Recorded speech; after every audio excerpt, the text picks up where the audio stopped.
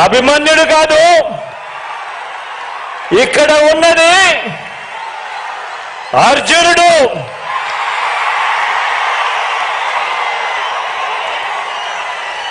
ఆ అర్జునుడికి తోడు ప్రజలు, దేవుడి దయ, ఇక్కడ ఉన్న నా అన్నదమ్ములు, నా అక్క చెల్లెమ్మలందరూ,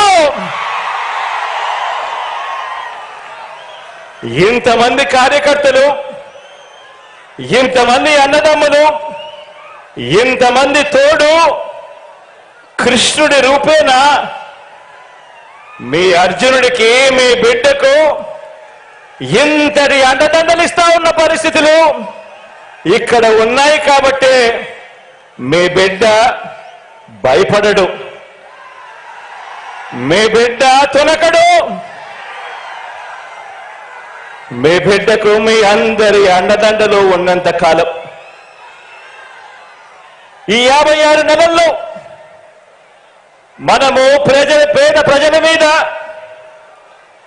ప్రేమతో, బాధ్యతతో అమలు చేస్తా ఉన్న ఆ పథకాలు, ఆ స్కీములే మనకు బాణాలు, మనకు వస్త్రాలు. ఈ యుద్ధంలో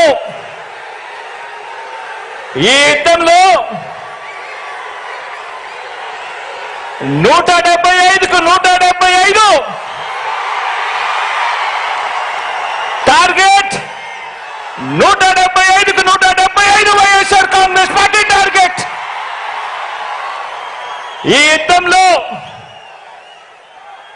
వైఎస్ఆర్ కాంగ్రెస్ పార్టీ గెలిపే లక్ష్యంగా దేవుడి దయతో మనం ప్రతి ఇంటికి, మనం ప్రతి ఊరికి, మనం ప్రతి ప్రాంతానికి చేసిన మంచి వల్ల చంద్రబాబుతో సహా అంతా కూడా ఓడాల్సిందే అని చెప్పి కూడా ఈ సందర్భంగా చెప్పడానికి గర్వపడతా ఉన్నా.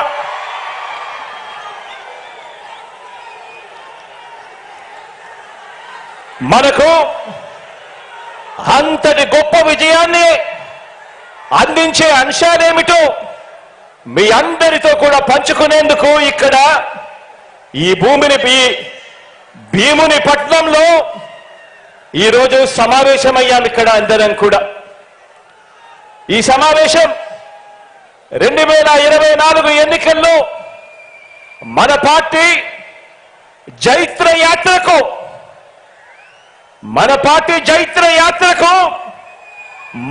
25 ఏళ్ల పాటు మన సంక్షేమ అభివృద్ధి పాలన కొనసాగింపునకు సన్నాహక సమావేశం ఈరోజు ఇక్కడ ఈ భీముని పట్నంలో జరుగుతా ఉంది. ఈ సమావేశం మన పార్టీని భుజాన మోస్తా ఉన్న కార్యకర్తలు, లీడర్లు, అభిమానులకు, ఆత్మీయులకు మరింత ఆత్మవిశ్వాసం నింపే సమావేశం ఈరోజు ఈ భీముని పట్నంలో జరుగుతా ఉంది.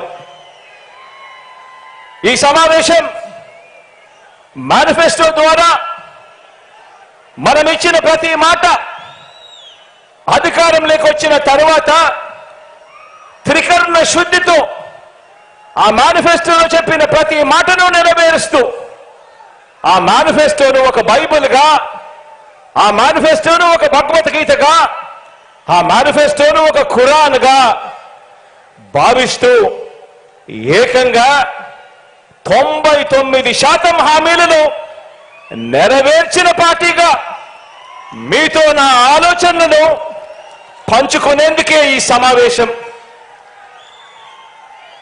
గతంలో ఎప్పుడైనా కూడా గమనిస్తే ఎన్నికలకు ముందు పార్టీలు మేనిఫెస్టో అని చెప్పి, ఎన్నికల ప్రణాళిక అని చెప్పి రిలీజ్ చేస్తాయి. ఎన్నికలు అయిపోయిన తర్వాత చెత్తబుట్టలో వేస్తా ఉన్న సాంప్రదాయాన్ని మనం చూసాం. మొట్టమొదటిసారిగా నేను చెప్తా ఉన్నా, మీ బిడ్డ ప్రభుత్వం దాన్ని మార్చింది అని చెప్పి.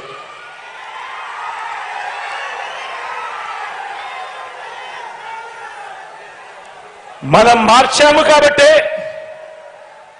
ప్రజలకు మనం దగ్గరయ్యాము కాబట్టే ప్రతి ఇంట్లోనూ మీ బిడ్డను మీ బిడ్డను మన వైఎస్ఆర్ కాంగ్రెస్ పార్టీని తమ పార్టీగా ప్రజలు భావిస్తా ఉన్నారు కాబట్టి చంద్రబాబు లాంటి 75 ఏళ్ల వయసు మళ్ళిన నాయకుడు